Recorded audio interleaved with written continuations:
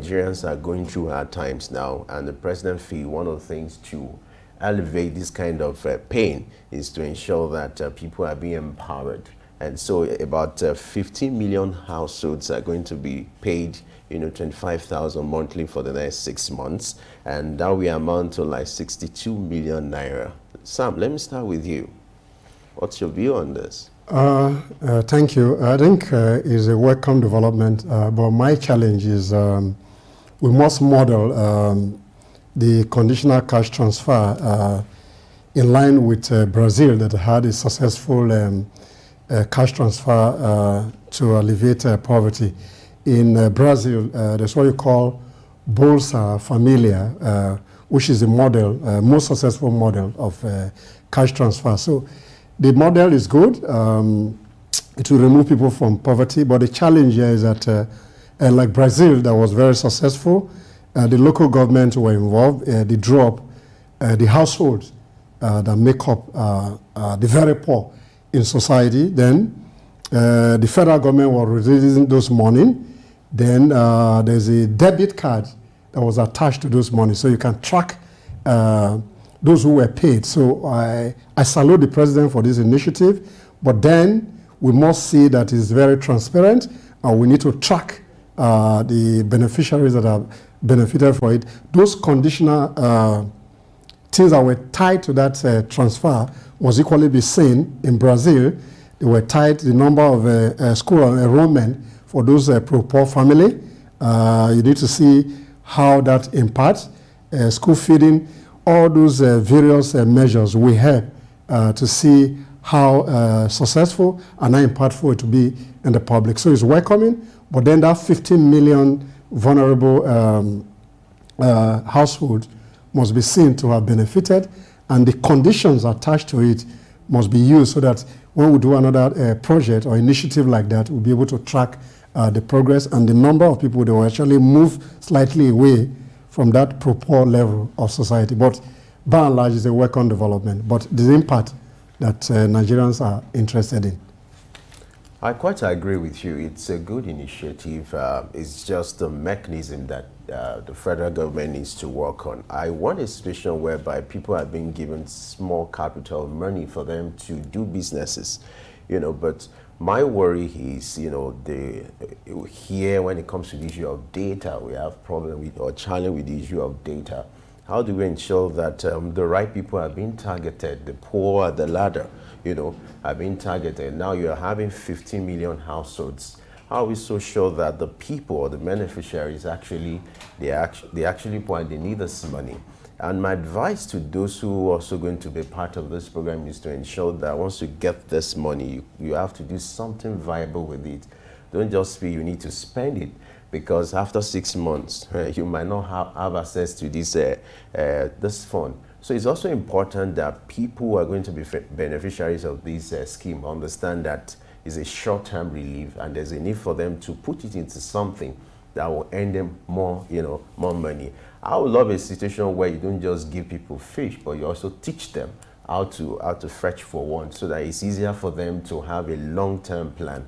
Then my also worry is, the area of supervision, to ensure that the right mechanism is deployed and ensure that this scheme achieves the purpose which is intended. Blessing, what do you feel? Yes, when you're talking about the recipient of the money or the would-be recipients making good use of it, I wanted to ask you, how much are they going to be receiving monthly? Well, it's a way to start, For a household, 25,000 naira. Yeah. Okay, the average household would be like a family of four.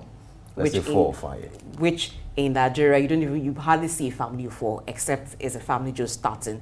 It has to be like from 5, like you just said, father, mother, 3 kids. Okay, average, let's even say 4. Divide that by 25,000 naira in a month, given the cost of goods and services. How far would that take them? So how do they make savings out of it? And you know one thing, money that's come into your hand already, and it's that little, you're asking people to save it. It takes a very prudent person to save. But teaching them how to fish or putting structures in place that will help them even when they're fishing on their own to succeed would have been better. I like that government wants to cushion the effect of the subsidy removal, but in the long run, it seemed like It's just taken from the left hand and given to the right hand.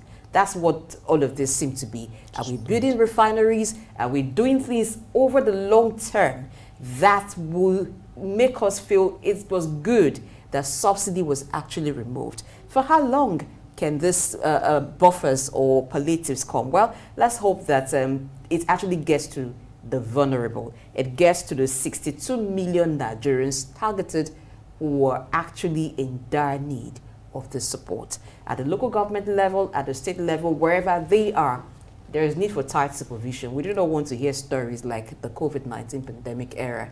I think if it gets to the real people, it will go a long way for some households. But for saving and reinvesting, I'm not very sure about that. All right, let's see how it goes. Let's give the federal government a benefit of doubt, and let's see what is going to come out of this. All right, the next story is about the concern being raised by the House of Reps about the Nigerian-Cameroon refugee crisis, banditry, and environmental pollution caused by the discovery and mining of gold in Kwande local government area of Benue State. I also feel, my opinion is like, discovery of of gold or having a gold mine should be like a blessing, but now it's looking like the other way is bringing up certain controversy which has to do with communal crisis between border communities that around Niger-Cameroon border, and then it's raising concern there. So the House of Representatives is actually bothered about the banditry, the environmental pollution. Your reaction, sir?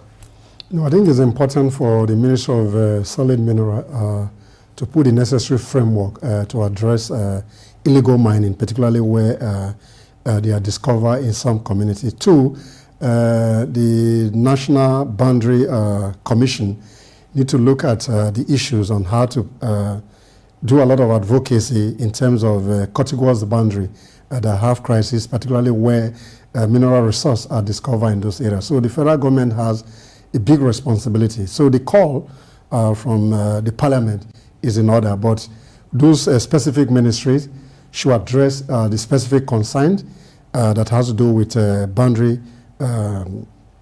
intergroup relation. On the other hand, the proper mining of those minerals and the way to register people properly and license them, that will reduce the conflict in those areas, in my view.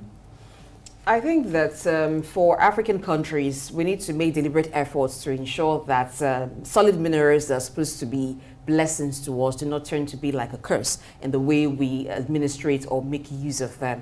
It's not the first time that there will be some form of crisis around border communities between Nigeria and Cameroon. Remember the Bakassi thing? So it's like a recurring thing now. But I like that the National Assembly is waiting in early enough before it results into full-blown crisis, and then the problem is escalated already. So it's good that the solid mineral comes into it, and the Cameroonian authorities have a sit-down, a kind of diplomatic talk between Nigerian government to ensure that everybody knows what belongs to them. You know what's within your boundary, and people do not go beyond their boundary. And this is because what even gives rise to this is artisanal mining. That's what gives rise to this, because if it was done the way it should be, done well by companies, you would not have this kind of clashes. It's because you have a lot of artisans involved, and that's why you have the clashes coming on. So people should just do what is right. Government should step in. It is a duty of governments to mine, not for individuals to begin to lay hold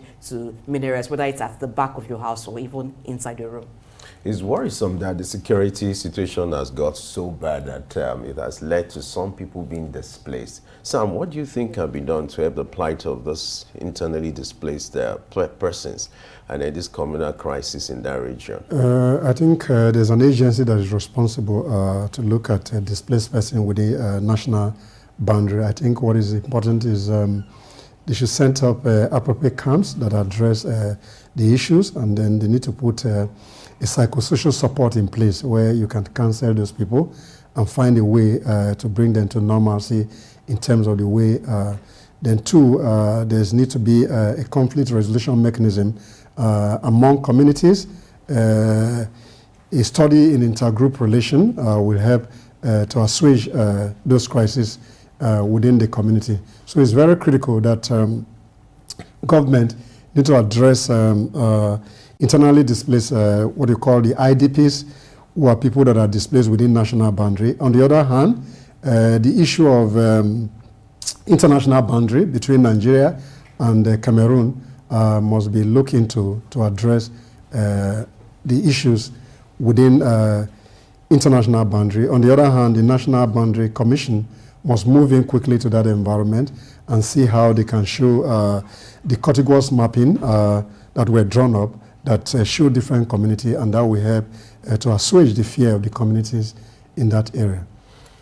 All right, moving on, the next story is still about the House of Representatives, and this time around the reference is about the Public Account Committee has been urged to imbibe one vision. This was part of the submissions made by keynote speakers at the leadership training held in Abuja. You know, Sam, you were part of this training. Talk to us about the significance of this training and then the essence of this partnership. Who are the organizers, and then what's the mission and the vision?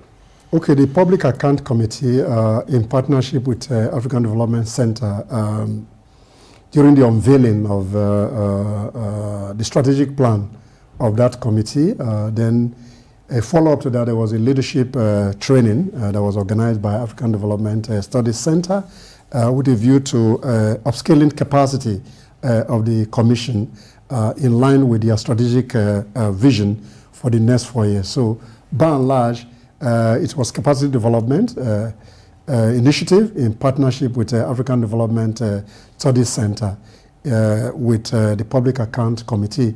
And indeed, the Public Account Committee is one of the constitutionally recognized committee of the National Assembly that is saddled with responsibility of looking at transparency, accountability of how public expenditures are used in line with citizen demand for accountability. So those were the core highlights of that engagement. But in the final analysis, the leadership engagement was very critical to set the stage for their work for the next 4 years. And that was powered by African Development Studies Center. One of the speakers talked about the need to imbibe one vision. What's your take on that? For the National Assembly members, you know, to work as a group and ensure that the interest of the nation is being protected. You had the Deputy Speaker of the House in attendance, who also talked about the synergy between the National Assembly and the executive, and he made a promise that they are going to ensure that the relationship is stronger in the interest of Nigerians.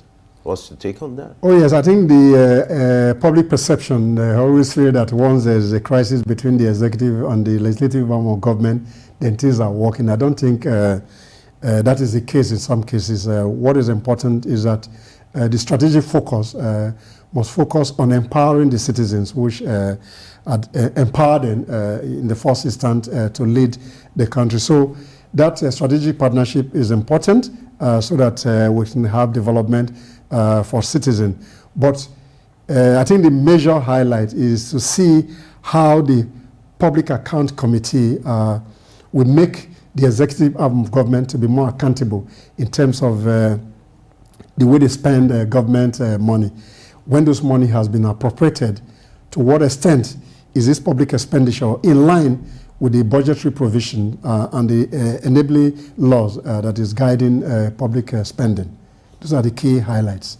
All right, let's move on. The next story, we're looking at NDDC, the plan to install solar power in every community in the Niger Delta. This sounds like a good one, you know, because if you look at that region has been neglected. In fact, if you get to some of these communities, they are bereft of federal presence, even state presence.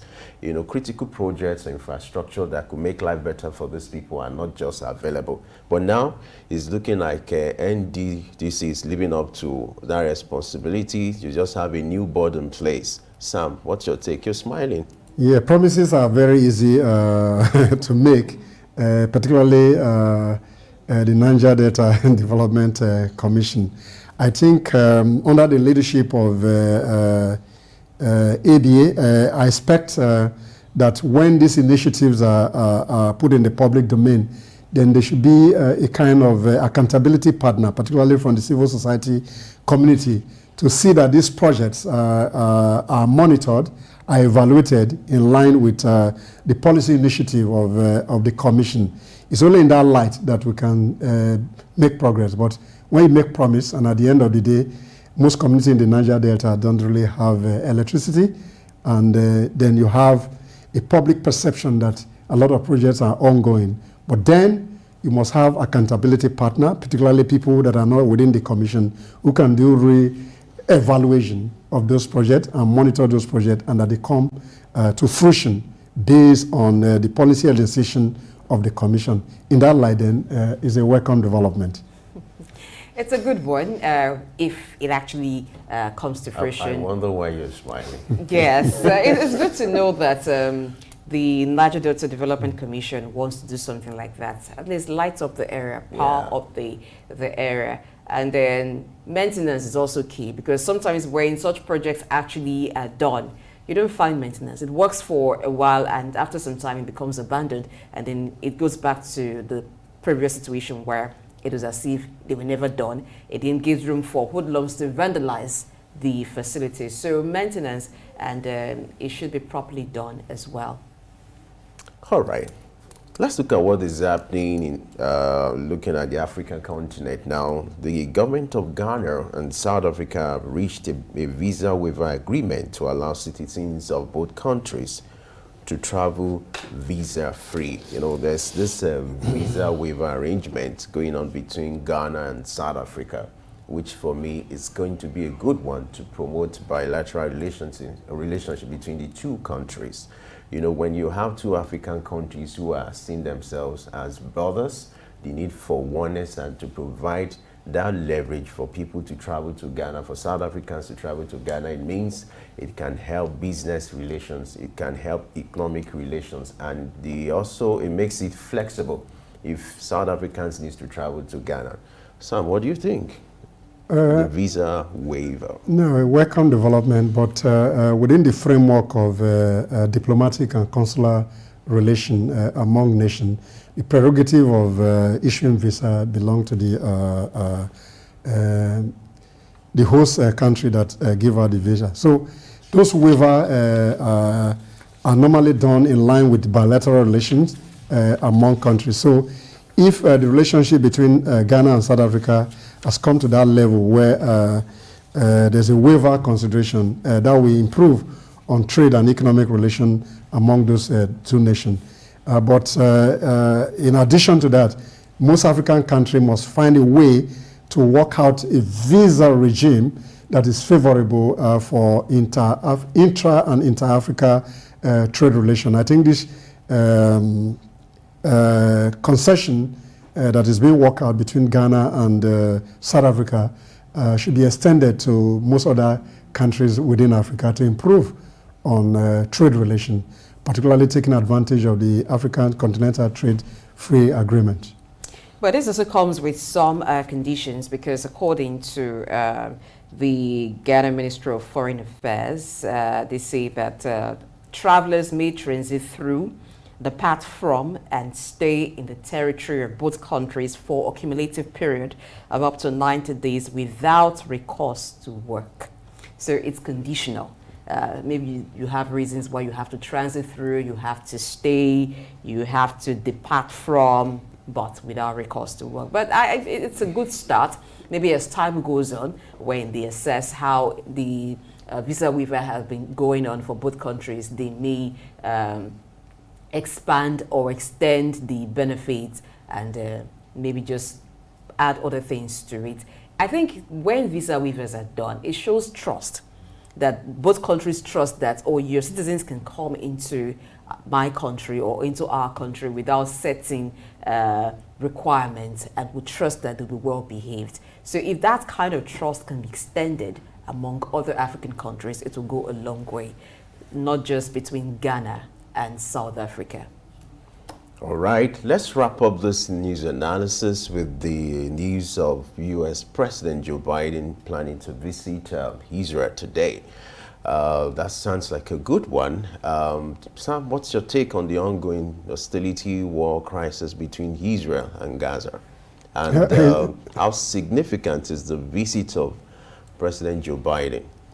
Well, in the realm of international diplomacy, his visit to Israel is welcoming, but by and large, there are challenges within the position of the West in conflict resolution of the Palestinian-Israeli crisis over the years.